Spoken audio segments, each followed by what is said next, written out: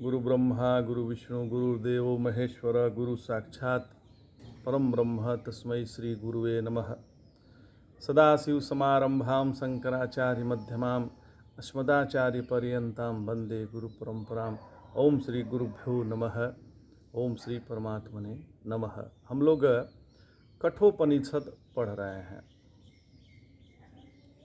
नचिकेता जी का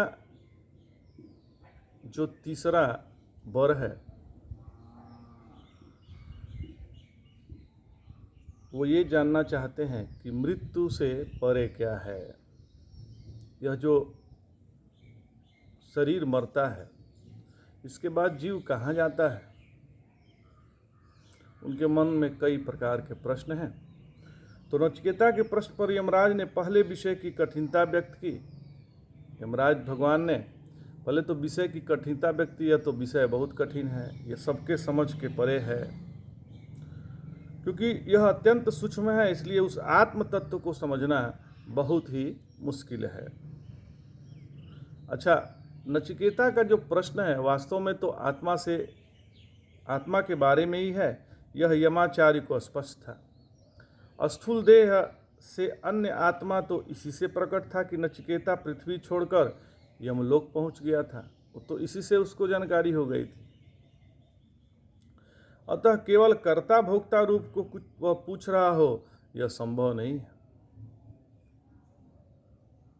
उतना ही बताना होता तो यमाचार्य सद्यः कह देते, पर क्योंकि निरुपाधिक वस्तु बताना जरूरी था इसलिए उन्होंने दुर्ज्ञेयता कही।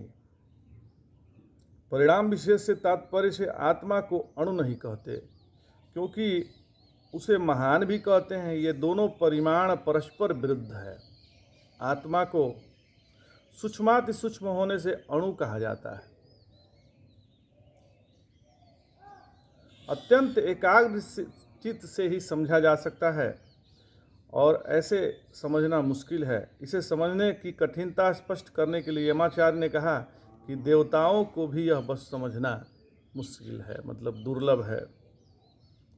उन्हें भी इस बारे में संदेह रहा।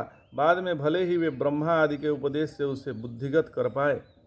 देवताओं का यह हाल रहा तो विभिन्न दार्शनिक आत्मा के बारे में मतभेद रखें, इसमें कोई आश्चर्य नहीं है। यदि कोई दार्शनिक उल्टा सीधा कह रहा है आत्मा के बारे में तो यह कोई आश्चर्य नहीं है, क्योंकि देवता भी इस ज्ञान से पहले वंचित रहे।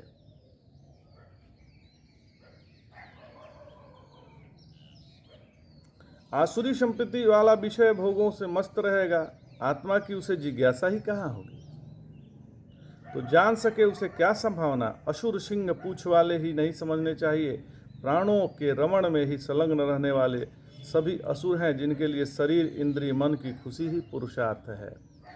जो अपने को शरीर मानते हैं, अपने को इंद्रिय वाला मानते हैं, अपने को मन वाला मानते हैं, ऐसे लोग असुर ही हैं और उसी में रमण करते रहते हैं। इंद्रियों में रमण करते हैं, विषयों में रमण करते हैं। ऐसे लोग असुर हैं। तो असुर लोग समझ नहीं पाते आत्मा को। तो आत्मचर्चा सुनना भी जो सात्विक नहीं है उसके लिए बड़ा भारी बोझा है। यदि सात्विक आप नहीं हैं तो आत्मचर्चा करने पर भी आपको बोझा ही लगेगा। तो जिन बातों से कोई फायदा नुकसान नहीं, ऐसे अमेरिका इंग्लैंड की हजारों बातें करते रहें, सबको फुर्सत रहती है, पर आत्मा की बात शुरू होते ही सबको काम याद आ जाते हैं। जब तक दैवी संपत्ति न अर्जित की जाए तब तक यह विषय सुना नहीं जा सकता।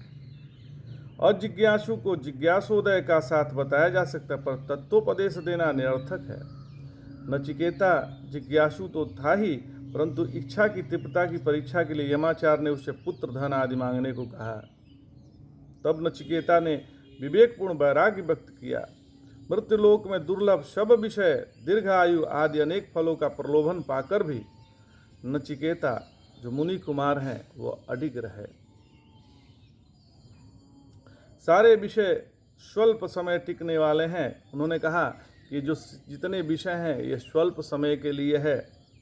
इंद्रियों का तेज जीर्ण करने वाले हैं और लंबे से लंबे समय भोग लेने पर भी तृप्ति प्रदान नहीं करते, क्योंकि धन में यह समर्थ ही नहीं है मनुष्य को तृप्त कर सके। इस निश्चय से नचिकेता ने घोषणा की, नान्यम तस्मान नचिकेता वृणीते, कि आत्मविद्या से अतिरिक्त कुछ भी वह बर रूप नहीं लेगा।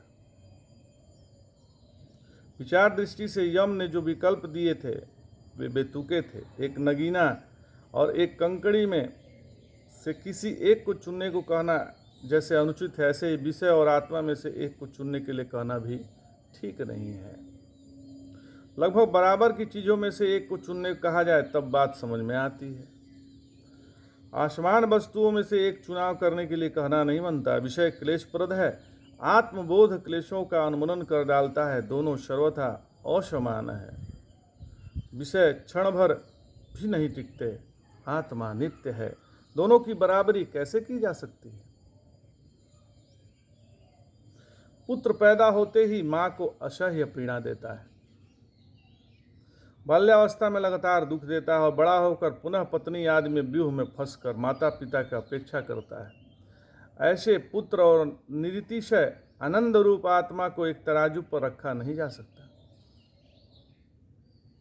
नचिकेता ने इस असंगति की दिखाकर विषय ग्रहण करने के लिए इनकार कर दिया। किम च यम से श्रेष्ठ ब्रह्मोपदेशक दुर्लभ होने से यह मौका गंवाने जैसा, यह जानते हुए भी उसके आत्म प्रश्न के उत्तर की ही मांग की। यहाँ तक प्रथम बल्ली की व्याख्या हुई है, जो हम लोग प्रथम बल्ली की किए थे। अब द्वितीय बल्ली के आरंभ में यमराज प्रसिद्ध उपदेश है कि कल्याण और वैषयिक सुख परस्पर पृथक उद्देश्य है तथा सुखार्थी को अस्थायी पुरुषार्थ से वंचित रहना पड़ता है। तो इसका द्वितीय बल्ली में हम लोग विचार करेंगे। आज इतना ही। जय जय शंकर, हर हर शंकर, नमामि शंकर, भजामि शंकर, नमः पार्वती पतये, हर हर महादेव।